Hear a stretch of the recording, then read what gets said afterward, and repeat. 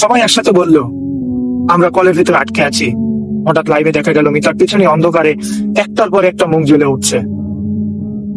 কোনো চোখ নেই, কোনো মুখ সেলাই করা, সবাই হাতে মোবাইল ধরে আছে। মিতা চিৎকার করে ঘুরে দাঁড়ালো, কিন্তু ক্যামেরা সে একা নেই। লাইভে দেখা যাচ্ছে দুইটা মিতাকে। একটা মিতা কাঁদছে আর একটা ধীরে ধীরে হাসছে। হাসতে থাকা মিতাটা ক্যামেরার দিকে তাকিয়ে বলল, লাইভ এখনো শেষ নয়, লাইভ তো কেবলমাত্র শুরু। ঠিক তখনই লাইভ বন্ধ হয়ে যায়। পরদিন সকালে টাওয়ারের নিচে একটি ফোন পাওয়া যায়। লাইভ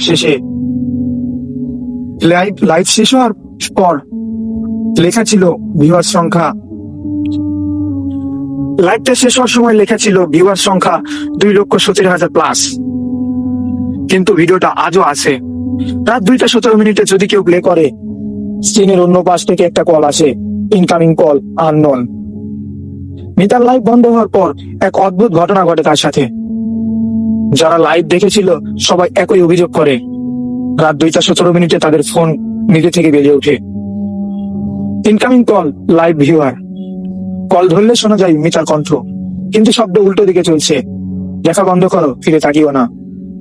যে রাতে প্রথম ঘটনাটি ঘটে, ঢাকায় থাকা কলেজ ছাত্র নাফিস ভয়ে ফোন বন্ধ করে ঘুমাতে যায়। কিন্তু তার ঘরের দেয়ালে হঠাৎ লাইভ চ্যাটের মতো লেখা ভেসে ওঠে, ইউজার জয়েনেড নাফিস 217। নাফিসের শ্বাস বন্ধ হয়ে আসে। দেয়াল থেকে ধীরে ধীরে একটা হাত বেরিয়ে আসে, হাতে মোবাইল সহ। স্ক্রিনে লেখা কলিং নাফিস। হাতটা কবজি ঘোরানো, ঘাড় উল্টো দিকে বাঁকানো। পেছন থেকে কণ্ঠ শোনা যায়, তুই তো দেখেছিলি? নাফিস দৌড়ে দরজার দিকে যায়।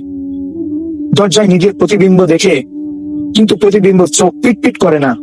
প্রতিবিম্ব ফিসফিস করে একবার কল ধরলে আর বের হওয়া যায় না, এই কথাটি উচ্চারণ করে। পরদিন সকালে নাফিসের ঘর খোলা ছিল, কিন্তু ভিতরে কেউ ছিল না। শুধু দেয়ালে বড় করে লেখা ছিল, লাইভ কন্টিনিউয়াস। রাত 2:17। এখন কালীপুরের টাওয়ারের জায়গায় আর টাওয়ার নেই। এটা একটা সংকেত মাত্র।